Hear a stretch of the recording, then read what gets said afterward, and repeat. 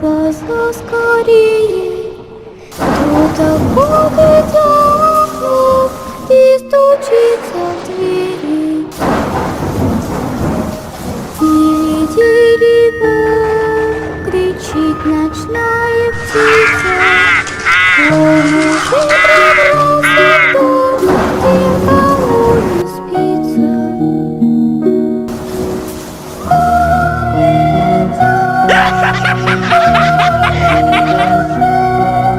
Близко.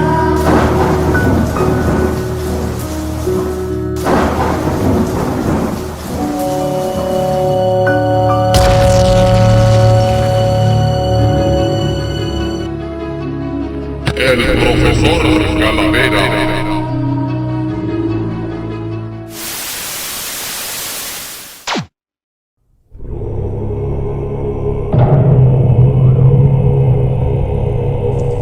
Durante el año 2018, la productora de cine estadounidense Warner Bros., en conjunto con New Line Cinema, presentaron su película de terror titulada La Monja, película basada en uno de los tantos casos investigados por los demonólogos estadounidenses Ed y Lorraine Warren. Pero ¿qué pensarías si te digo que en Colombia desde hace años una monja fantasma atormenta a los conductores?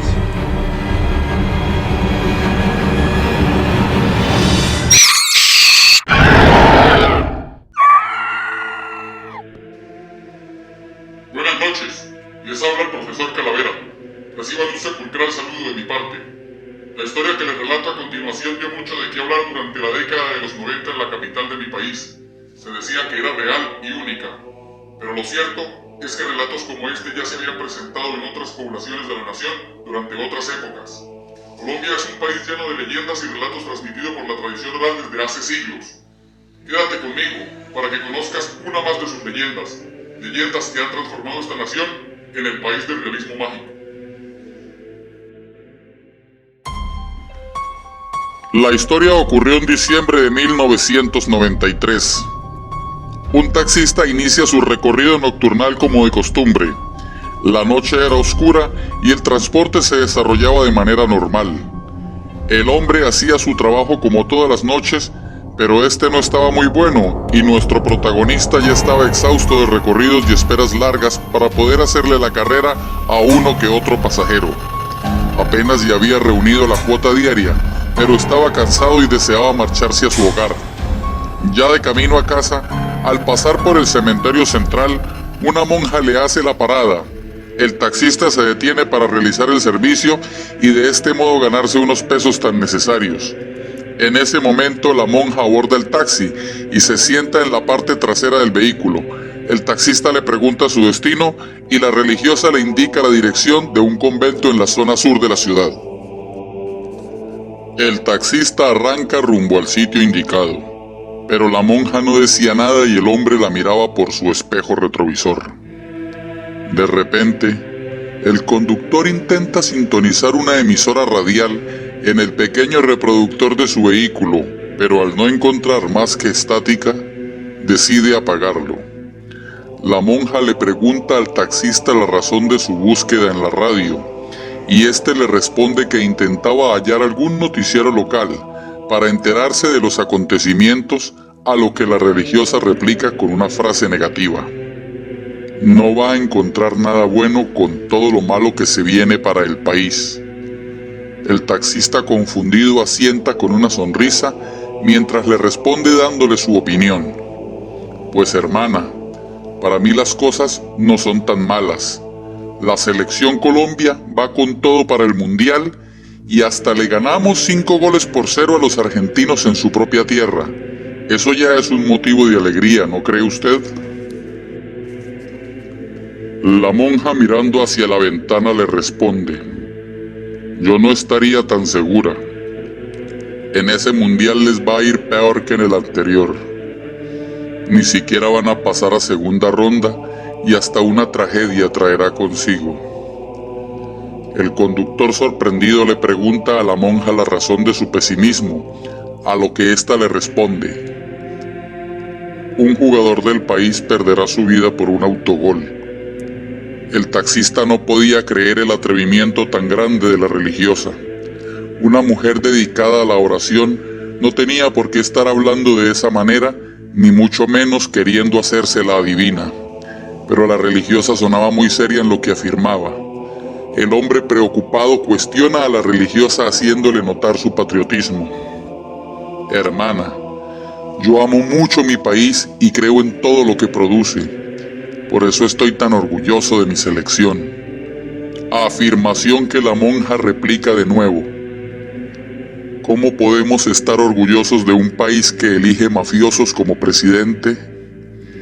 El taxista de nuevo se sorprende por las declaraciones de la monja y esta vez la reta, haciéndole ver lo irresponsable de sus afirmaciones, diciendo: hermana, si eso fuera cierto, el presidente estaría detenido o por lo menos investigado.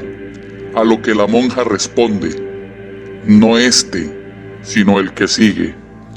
Lo va a ver usted mismo. Se hará un escándalo de eso y hasta un número se hará famoso.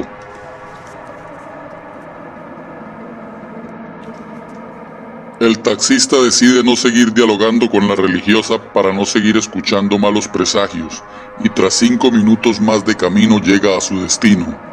La religiosa le indica al taxista que la espere mientras ella entra al convento a traer el dinero para pagar la carrera, a lo que el taxista conviene sin ningún reparo. Una mujer de Dios sería incapaz de estafar a nadie. El tiempo transcurría y el conductor esperaba, pero la espera ya se había prolongado por más de 1 hora y el taxista preocupado desciende del vehículo y decide llamar al portón de madera del claustro. Una monja le atiende y le pregunta el motivo de su visita. El hombre le comenta a la religiosa la razón de llamar a la puerta, pero ésta lo mira con escepticismo. Hermana, no me haga esperar más, replica el taxista. Entonces la portera lo invita a entrar. El hombre entra al convento y es conducido a la oficina de la directora del claustro. Tras narrarle su historia a la madre superiora, esta le enseña un álbum de fotos de las religiosas del lugar para que le indique cuál de todas era la pasajera, pero este no reconoció a ninguna. Ya resignado a perder el trabajo realizado, decide marcharse del lugar bastante confundido. Cuando era llevado hacia el portón de salida, se percata que en uno de los salones contiguos al pasillo había un velorio y de inmediato entra para darles el pésame a las hermanas que velaban el féretro. De repente nota que el ataúd tenía abierta la escotilla y decide echar un vistazo. Su rostro palideció de inmediato. Su corazón se aceleró a tal punto que pensó que le iba a dar un infarto. No podía creer lo que veía en sus ojos. La persona que yacía en aquel sarcófago era nada más y nada menos que la misma religiosa a la cual le había prestado el servicio. El hombre cae de inmediato y es atendido por las monjas del lugar. Tras recuperarse de su impresión, les comenta a las religiosas lo que había descubierto en ese ataúd, mientras todas se santiguaron.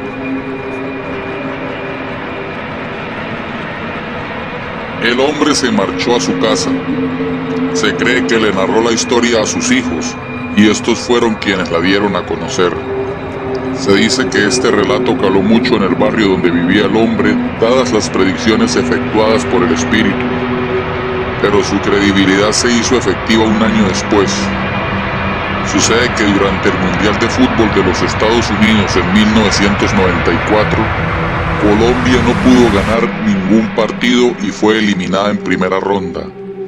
Pero lo más misterioso contenido dentro del relato narrado por la monja fantasma se hizo real durante el encuentro Colombia-Estados Unidos. El defensa central de la selección Colombia, Andrés Escobar, comete un autogol y 10 días después es asesinado en Medellín por este hecho.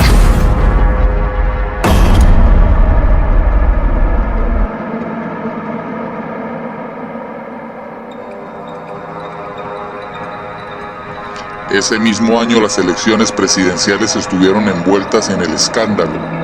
Se descubrió que la campaña presidencial del candidato ganador fue pagada por el cartel del Norte del Valle y su investigación fue realizada bajo el nombre de El Proceso 8000. ¿Lo recuerdan? Un número se hará famoso, dijo la monja del taxi.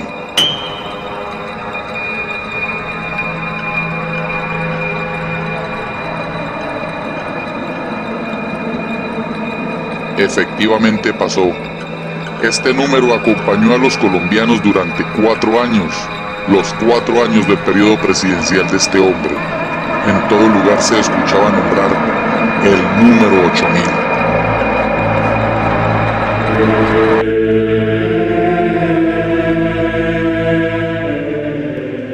Se cuenta que esta historia tuvo lugar en Bogotá durante la época mencionada, pero historias similares ya se habían presentado en diferentes lugares del territorio nacional muchos años atrás. Mi madre me contaba una muy parecida, ocurrida en San Gil, Santander. Siempre es una monja, y aunque no se hace ningún tipo de predicción, el relato es idéntico. ¿Y tú? ¿Qué piensas de todo esto?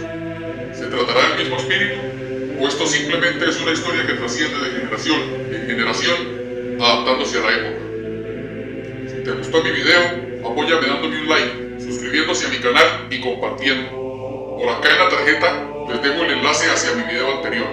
El profesor Calavera se despide de todas y todos ustedes deseándoles muy buenas noches.